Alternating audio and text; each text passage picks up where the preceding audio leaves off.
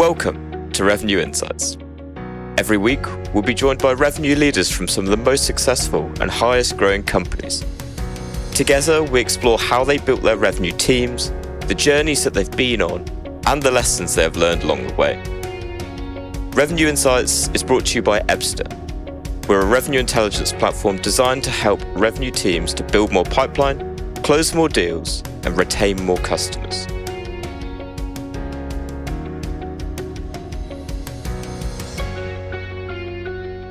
Hello there.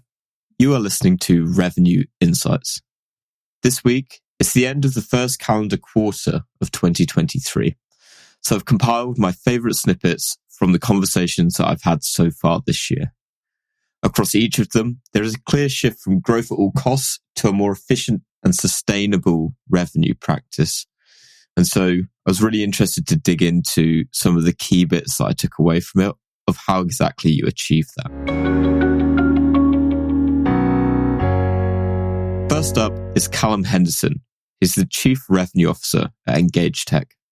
Callum's background in sales development offered a pretty unique perspective on how exactly to achieve that sustainable and predictable revenue growth.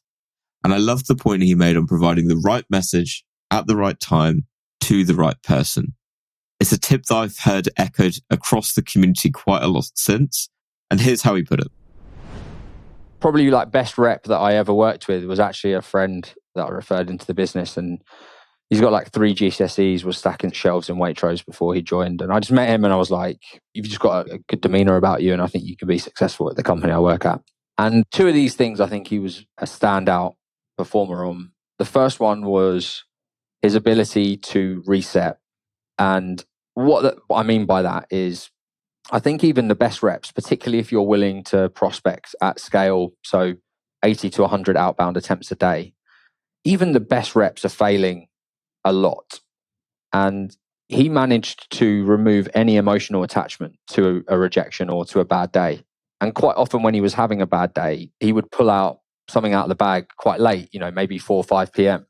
And by that time in the day, most people that haven't been successful by that point are kind of in quite a negative headspace. And I really felt like he was incredible at just every dial is a new attempt. Relevance is a lot more closely and better aligned to cold calling, which is, if I was a rep or a manager with a sales development function, what we'd be trying to look to do is to say, okay, how can I make the messaging today relevant to, for example, an industry? So I'm going to create a list where it's only finance businesses that we're calling today. And this is the relevant messaging for someone in finance. Because I don't think that the research time versus ROI to results matches on cold prospecting in the same way that it might do other channels. Okay, if you're a good cold caller with a relevant message, it actually doesn't matter if you know if that someone supports this football team or went to that university. It's more about can you show someone that you understand them and their business through kind of subtle parts of what you're saying. The primary element of the go-to-market proposition for every company that we represent has to be, how can you tweak what you're communicating to speak to a prospect's current challenges?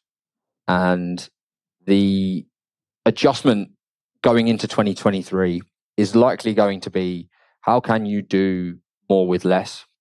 How do you automate parts of your business to mean that you don't need to hire and bring on headcount, which creates a risk in a slightly tougher economy?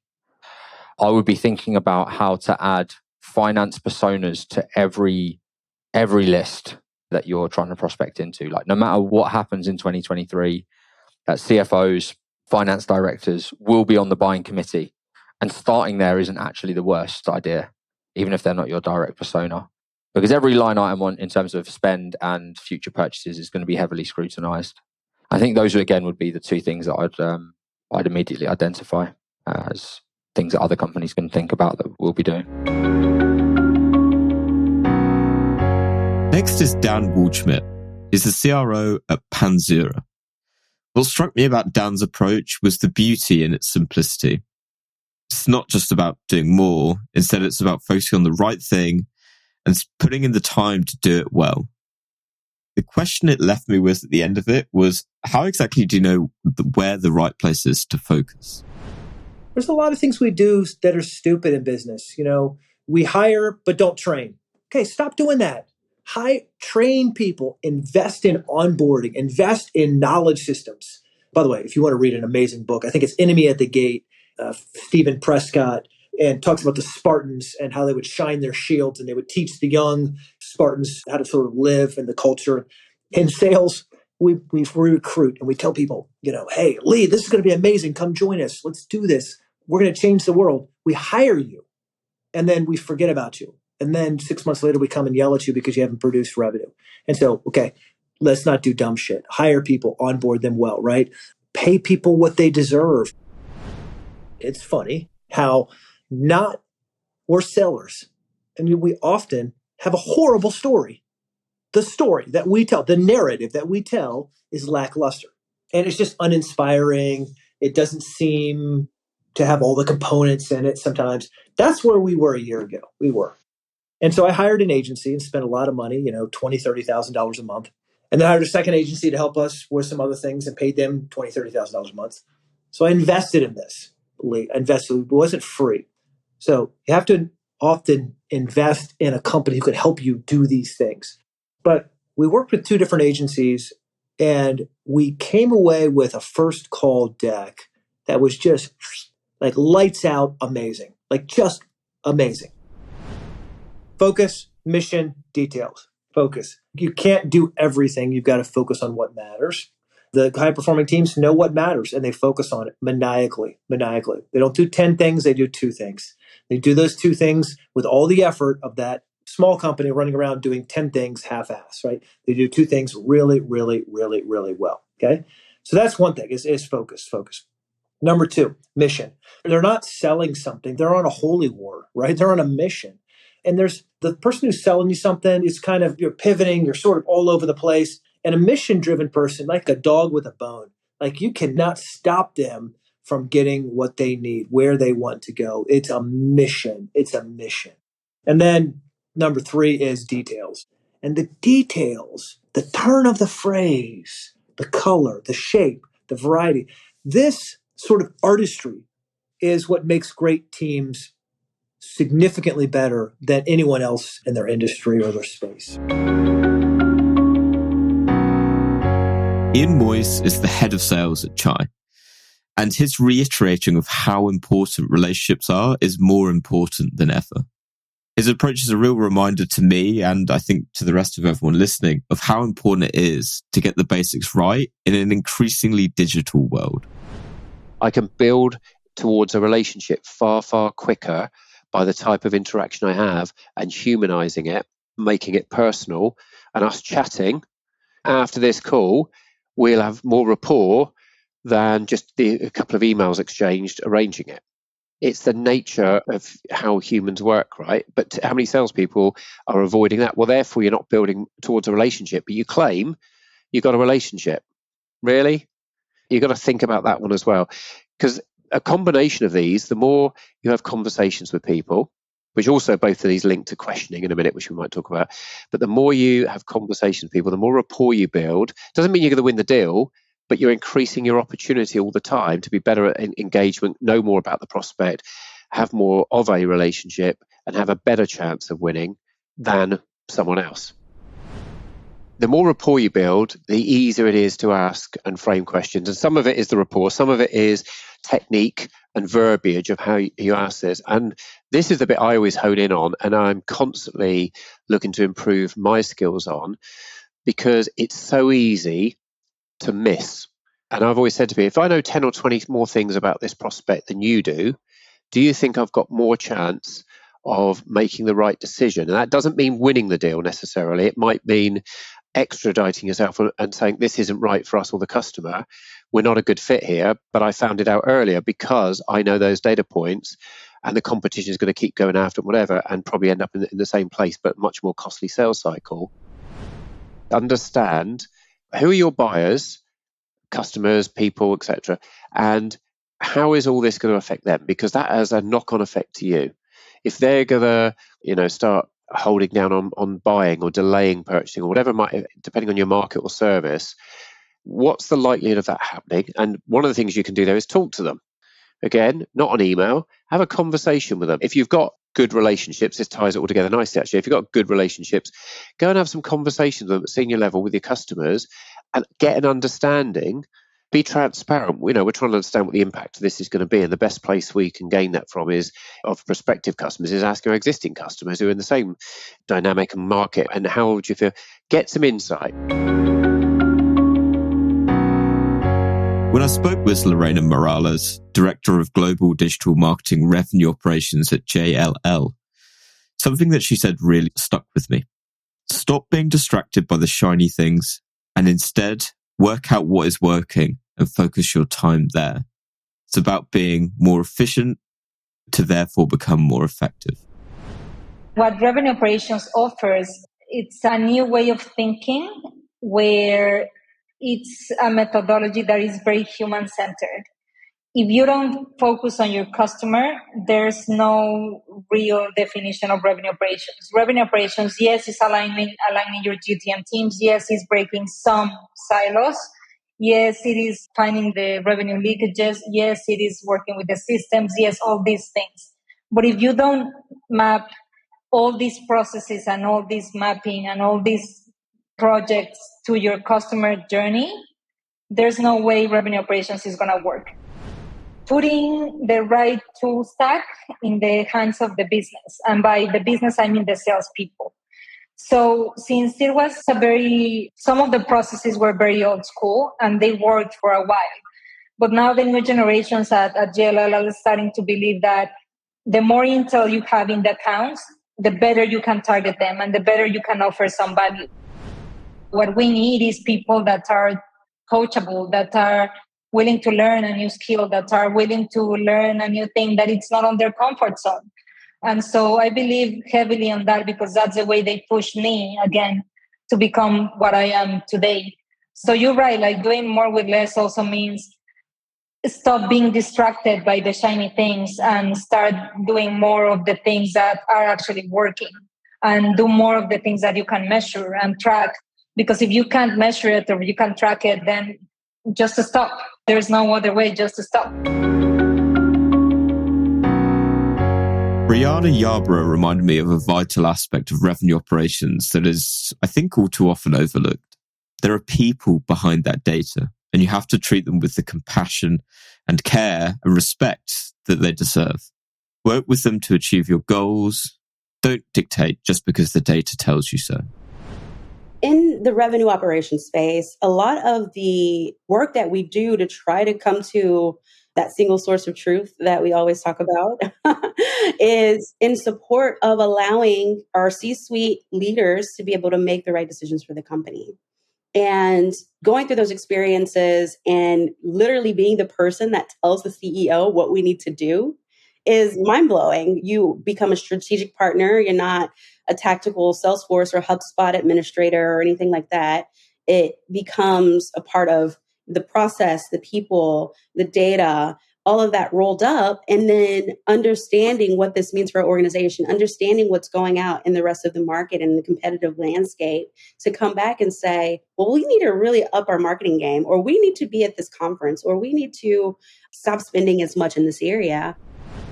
Plan accordingly, ask all the right questions up front, think about your ramp, think about all of the sellers that are involved, think about your implementation, your time to revenue, because you have revenue recognition implications that are different for every company. It might take one company 12 weeks to implement someone or onboard them onto their tool or technology or service, or they could be provisioned immediately and you start gaining that revenue right now, right then. And so it depends on the company, the nature of the business, and regardless of that, ask the right questions, think about planning, and measure yourself against it.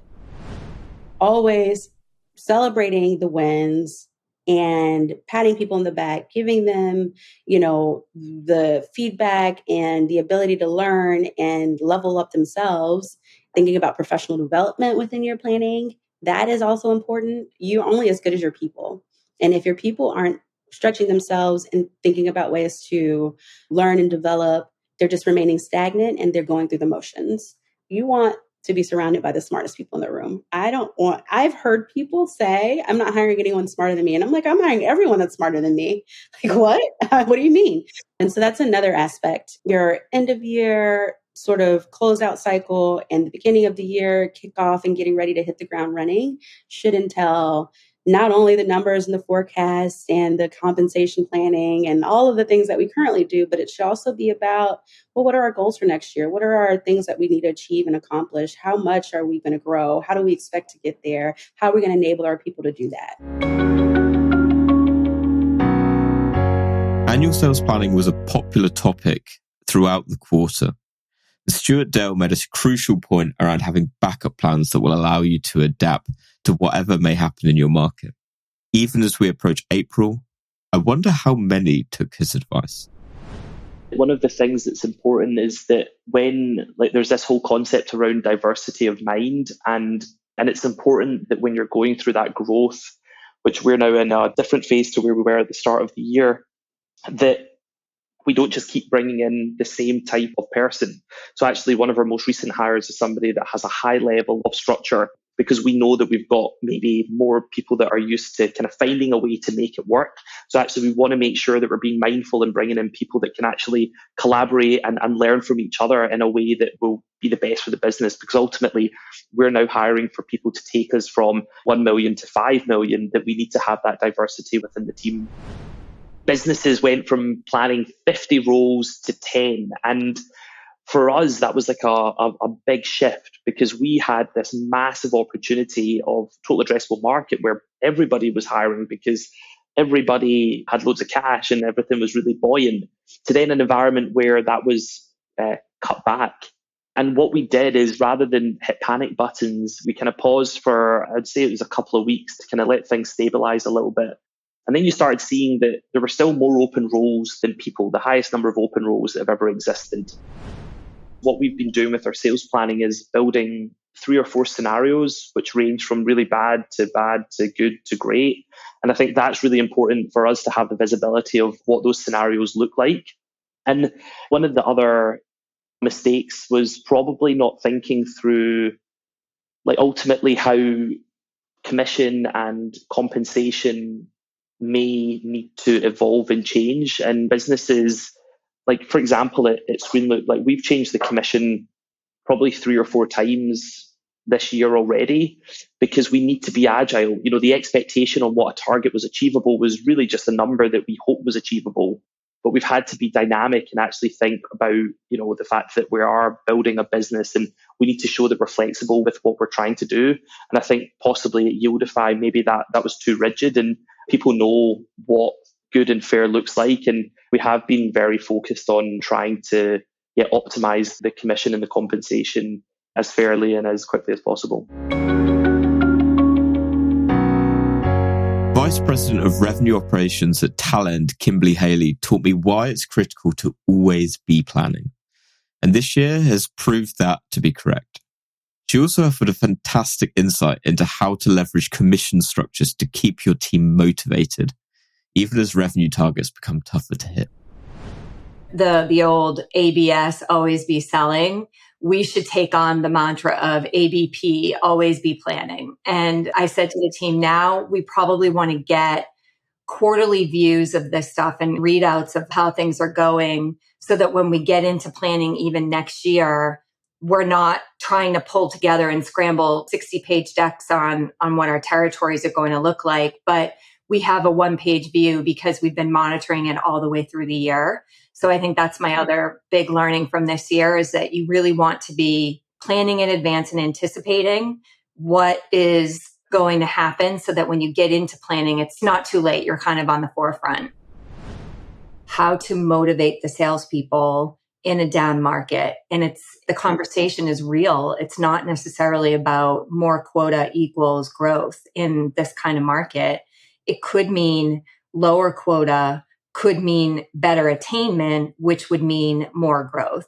And that's a very different conversation. It's getting people used to that concept of, well, maybe we lower quotas to help drive attainment because it will motivate and will lower that attrition.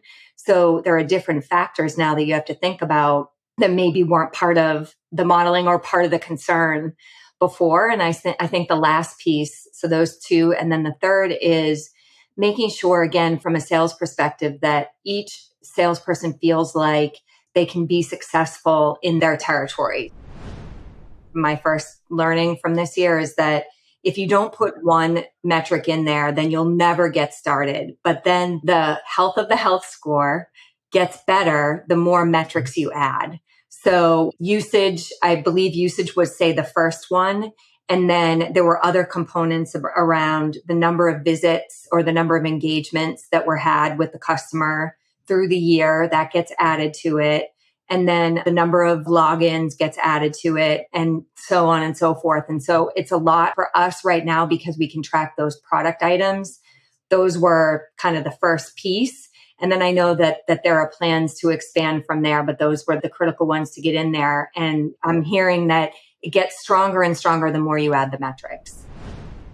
What can we do to motivate the entire organization, not just the salespeople, but to motivate everyone to do whatever the role is? So for example, we're simplifying. That's one thing that we're doing this year that I think is going to help things. And simplification is in, okay, SDR, your role is pipeline, good quality pipeline and conversion. So making sure that the metrics are focused on that and getting rid of any noise that may have been in the plan outside of that one thing. And then for the account exec or the salesperson, driving new business. And that's two ways, with existing customers or new logo. So really just focusing on that piece. The things that you can constantly track in the revenue operations team, that gets a little bit more specific to the revenue organization. So you kind of like a big general, and then you get a bit more specific into how is the performance by the different distribution methods, direct sale, indirect sale, what territories are performing better than others, how much new business versus existing business is each territory selling, what's the account penetration, what prospects, are there types of prospects that they tend to hit, because that will tell us if we should be capitalizing on some sales plays. And you start to whittle it down to then, I think, a growth trajectory, a growth rate, a growth percentage that will then drive what quotas would be. Darren Fay, Director of Revenue Operations and Intelligence, and his team at Instructure have created something pretty special with a very mature operations function. For me, I loved hearing about how exactly they've structured their team with a very diverse range of skills that goes against the norm that I've come across in the 50 odd people that I've spoken to on the Revenue Insights podcast. One of the learnings from last year for me was making sure that you focus on the data. So understanding where you're seeing momentum, where you're seeing the tailwinds, and leveraging that and making sure you deploy it in the right way to capture it. And being careful to focus on the nuances as well. Because if you get caught up too much in, the general fact of, hey, this is a hot area, we're going to go into this area, you may miss something. In a lot of cases, you see in revenue operations, somebody will come in and they will level up a role because they realize that they couldn't do something that they wanted to do, rather than spend the time and allow that person to have some breathing room to develop themselves so that you can take on bigger and newer tasks. And focusing on giving somebody and prioritizing the ability to have your team take the moment. And, I like my team to block off a half hour today to focus on stretching. So professional development. It doesn't necessarily have to be like a 30 minutes a day off of work for training, but it has to be 30 minutes a day that causes them to be stretched. It could be a task that they are not super comfortable with that allows them to develop a new skill while they're going through the process. And it focuses on areas that they need to improve in. The vast majority of the people that you get, in your career to work with have some other type of aspiration, whether it be short-term or long-term. And if you can give, through your coaching sessions, some visibility into the route to get there, you have more meaningful time with that person. Otherwise, you have people who are going to say, well, I'm going to go look at this opportunity. And then you're going to find out 2 weeks before they leave that they're looking for another job, rather than you working hand in hand and their career development is a part of your conversation, so that you're a part of the conversations when they do have the opportunities that come forward. And you can be a good advocate for them. I think you being a good leader and being a good advocate for the people who work with you leads to more people wanting to work with you, and it leads to more development and people staying with you for a more meaningful period of time.